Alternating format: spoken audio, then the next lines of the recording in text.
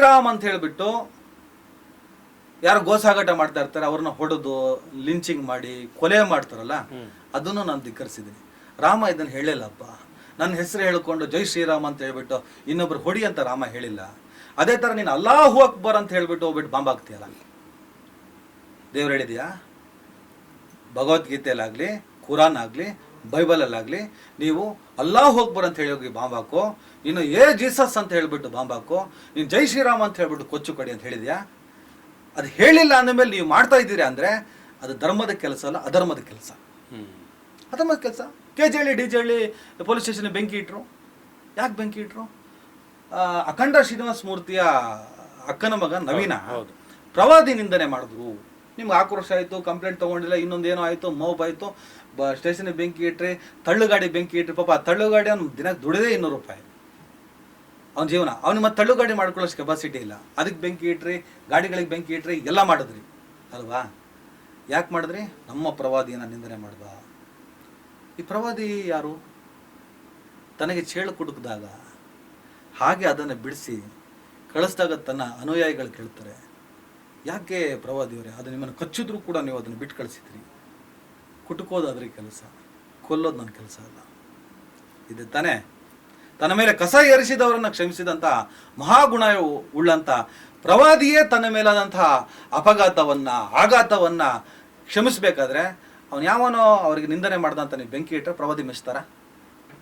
ಹಾಗಾದರೆ ನೀವು ಮಾಡಿದ ಕೆಲಸ ಧರ್ಮದ ಕೆಲಸ, ಅಧರ್ಮದ ಕೆಲಸ.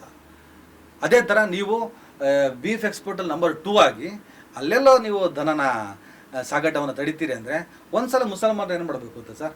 ಮುಸಲ್ಮಾನರಂತಲ್ಲ, ಹೈಯೆಸ್ಟ್ ಈ ದೇಶದಲ್ಲಿ ದನ ತಿನ್ನೋರು ಮುಸಲ್ಮಾನರಲ್ಲ, ಬಡವರಿದ್ದಾರೆ. ತುಂಬ ಬಡವರು, ಕೆಳಮಟ್ಟದ ಬಡವರೆಲ್ಲ ಒಂದು ಒಳ್ಳೆ ಪ್ರೋಟೀನ್ ಇರೋ ಮಾಂಸ ಅಂತ ತಿಂತಾರೆ. ಮತ್ತು ಗೋಮಾಂಸ ಅಲ್ಲ, ಅದು ಕೆಚ್ಚಲು ಇರುವ ಹಸುವಿನ ಮಾಂಸ ಯಾರೂ ತಿನ್ನಲ್ಲ. ಆ ಮಾಂಸ ತಿನ್ನೋಕ್ಕೂ ಆಗಲ್ಲ, ಇದು ಸತ್ಯ. ಈ ಎತ್ತಿನ ಮಾಂಸ ಎಲ್ಲ ತಿಂತಾರೆ, ಆಯ್ತಪ್ಪ. ಬೀಫ್ ಎಕ್ಸ್ಪೋರ್ಟ್ ನಂಬರ್ 2 ನೀವು ಇಲ್ಲಿ ಏನಾದ್ರು ಮಾಡ್ತೀರಾ? ಒಂದು ಕೆಲಸ ಮಾಡಬೇಕು. ಭಾರತ ದೇಶದ ಪ್ರತಿಯೊಬ್ಬರು ಯಾರ್ಯಾರು ನೀವು ಬೀಫ್ ತಿಂತೀರೋ ಎಲ್ಲ ಸ್ಟಾಪ್ ಮಾಡಿ. ಇವರಿಗೋಸ್ಕರ ಅಲ್ಲ, ನಾನು ಹೇಳೋದು ಕೇಳಿ ದಯವಿಟ್ಟು 6 ತಿಂಗಳು ತಿನ್ಬೇಡಿ ನೀವು.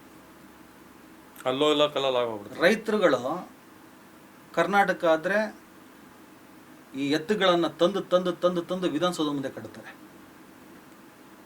ಅಲ್ಲ ಅಂದರೆ ಪಾರ್ಲಿಮೆಂಟ್ ಮುಂದೆ ಕಟ್ತಾರೆ. ರೋಡಲ್ಲಿ ಜನರಿಗಿಂತ ಜಾಸ್ತಿ ದನಗಳಿರ್ತವೆ, ಅಂದರೆ ಎತ್ತುಗಳಿರ್ತವೆ.